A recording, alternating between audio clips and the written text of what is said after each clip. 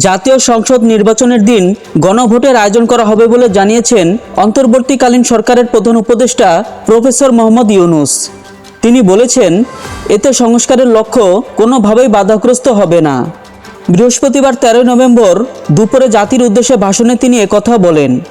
প্রধান উপদেষ্টা বলেন, আগামী জাতীয় সংসদ নির্বাচনের দিন গণভোটের আয়োজন করা হবে, অর্থাৎ জাতীয় নির্বাচনের মতো গণভোট ফেব্রুয়ারির প্রথমার্ধে একই দিনে অনুষ্ঠিত হবে। এতে সংস্কারের লক্ষ্য কোনোভাবেই বাধাগ্রস্ত হবে না। নির্বাচন আরও উৎসবমুখর ও সাশ্রয়ী হবে। গণভোট অনুষ্ঠানের লক্ষ্যে উপযুক্ত সময়ে প্রয়োজনীয় আইন প্রণয়ন করা হবে। গণভোটে যে 4টি প্রশ্ন থাকবে।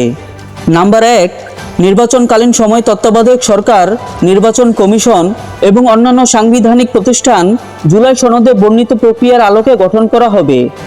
নাম্বার 2, আগামী সংসদ হবে 2 কক্ষ বিশিষ্ট। জাতীয় সংসদ নির্বাচনের দলগুলোর প্রাপ্ত ভোটের অনুপাতে 100 জন সদস্য বিশিষ্ট একটি উচ্চকক্ষ গঠিত হবে এবং সংবিধান সংশোধন করতে হলে উচ্চপক্ষের সংখ্যাগরিষ্ঠ সদস্যের অনুমোদন দরকার হবে। নাম্বার 3, সংসদের নারী প্রতিনিধি বৃদ্ধি, বিরোধী দল থেকে ডেপুটি স্পিকার ও সংসদীয় কমিটির সভাপতি নির্বাচন, প্রধানমন্ত্রীর মেয়াদ সীমিতকরণ, রাষ্ট্রপতির ক্ষমতা বৃদ্ধি, মৌলিক অধিকার সম্প্রসারণ, বিচার বিভাগের স্বাধীনতা ও স্থানীয় সরকারসহ বিভিন্ন বিষয়ে যে 30টি প্রস্তাবে জুলাই জাতীয় সংসদের রাজনৈতিক দলগুলোর ঐক্যমতে হয়েছে, সেগুলো বাস্তবায়নে আগামী নির্বাচনে বিজয়ী দলগুলো বাধ্য থাকিবে।